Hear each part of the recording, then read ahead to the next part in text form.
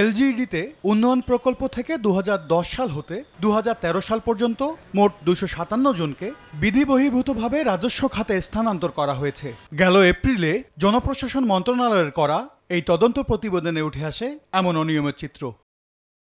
প্রতিবেদনে দেখা যায় 257 জনের মধ্যে 36 জনের প্রকল্পে চাকরির ধারাবাহিকতা ছিল না। অনেকের কৃষিতে ও যন্ত্রকৌশলে বিএসসি ডিগ্রি থাকলেও কাজ করছেন এলজিইডির প্রকৌশলী হিসেবে।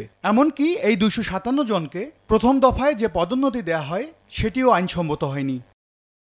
এ অবস্থায় এক রিটের প্রেক্ষিতে গেল 6 আগস্ট তাদের পদোন্নতি সহ বিভিন্ন কার্যক্রমে স্থিতাবস্থা দেন উচ্চ আদালত। অথচ গেল 4 সেপ্টেম্বর স্থানীয় সরকার প্রকৌশল অধিদপ্তরের এক অফিস আদেশে দেখা যাচ্ছে এলজিইডির প্রথম শ্রেণীর পদে সরাসরি নিয়োগপ্রাপ্ত ও উন্নয়ন প্রকল্প থেকে রাজস্ব খাতে স্থানান্তরিত জনবল থেকেই 212 জনকে পঞ্চম গ্রেডে পদোন্নতির জন্য সুপারিশ করতে 6 সদস্যের কমিটি গঠন করে স্থানীয় সরকার বিভাগ, যারা 23 সেপ্টেম্বর বৈঠকে বসার সিদ্ধান্ত নিয়েও সভার দিন তা স্থগিত করে। রিটের তথ্য, এই পদোন্নতির তালিকায় ওই 257 জনের অনেকেই রয়েছেন।